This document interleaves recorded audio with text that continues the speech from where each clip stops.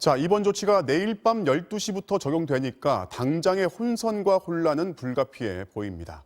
이런 경우는 어떻게 되는 건지 여러 궁금증들 있을 겁니다. 이번 대책을 취재한 기자 연결해서 질문해 보겠습니다. 김윤미 기자. 네, 보도국 오픈 스튜디오입니다.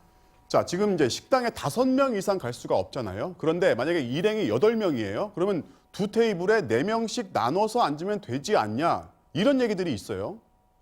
네, 총 인원이 5명이 넘으면 무조건 안 됩니다. 방역당국은 8명이 4명씩 이렇게 2개의 테이블을 잡아서 멀찌감치 떨어져서 식사하는 것도 금지 대상이라고 밝혔습니다.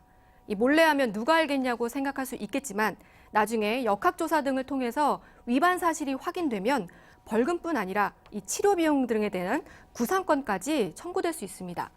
정부는 식당 이외에 5인 이상 사적 모임도 취소를 강력하게 권고했는데요. 이 권고니까 위반해도 처벌은 안 받는 거죠. 하지만 수도권의 경우엔 다릅니다. 내일부터 집합금지 행정명령이 적용되기 때문에 수도권의 경우에도 장소를 불문하고 5명 이상이 사적으로 모이면 과태료가 부과됩니다. 자, 이게 성탄절 연휴 또 신정 연휴 숙박시설 예약하신 분들 많을 텐데 예약해 놓은 걸 이제 어떻게 해야 하고 이게 며칠 안 남았잖아요. 지금 취소를 해도 이게 위약금이 없는 겁니까? 공정위가 마련한 코로나 위약금 감면 기준에 따르면요. 거리두기 3단계에서는 100% 환불받을 수 있습니다. 2.5단계 이하에서는 일정 부분 위약금을 내야 합니다. 지금은 비수도권의 경우 2단계 상황이죠. 제가 일부 업소에 전화를 해봤더니 아직 정부에서 세부 지침을 못 받았다. 어느 정도 감면해야 될지 못 정했다라는 답을 들었습니다. 이 정부가 구체적인 기준을 정할 필요가 있어 보입니다. 네. 그리고 스키장 운영을 중단시켰단 말이죠. 그런데 이게 이제 대표적인 야외 운동인데 골프는 금지가 안 됐어요. 이게 무슨 차이죠? 네, 그렇습니다. 스키 자체는 혼자 타니까 괜찮을 수 있지만 이처럼 리프트나 매표소 앞에는 한꺼번에 모이니까 위험하다고 봤습니다. 또 스키장 안팎에 있는 식당 같은 경우는 전국에서 온 사람들이 이용하다 보니까 방역에도 취약하다는 겁니다.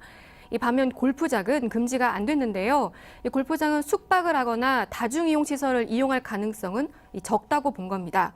하지만 위험성이 커지면 골프장도 운영을 제한할 수 있다고 방역당국은 설명했습니다. 자, 정동진 같은 이제 해돋이 명소를 폐쇄하기로 했는데 그럼에도 불구하고 개인별로 찾아갈 수가 있단 말이죠. 네, 정동진을 예로 들면요. 주변에 최대한 관광객을 막는 줄을 친다거나 출입 금지 같은 안내문을 게시해서 관광객들이 접근을 막을 예정입니다. 현장에서 모이지 않게 계도도 하고요. 강제로 막을 수는 없어도 현장에 대한 접근성을 떨어뜨리겠다는 건데요. 가장 중요한 건 개인들 스스로가 아예 해맞이 명소에 가지 않는 겁니다. 근데 이게 이제 앞에서 지도로 이렇게 찍어서 이제 언급한 명소들은 전국적으로 유명한 데예요. 근데 지역별로 보면요. 소문이 크게 안 났지만은 이제 해돋이 명소들이 있거든요. 네, 방역 당국에 문의해봤는데요. 이제 직접 주요 관광 명소들을 관리하는 건 아니기 때문에 이 폐쇄되는 명소 목록들은 해당 지자체에 문의해서 확인해야 한다고 합니다.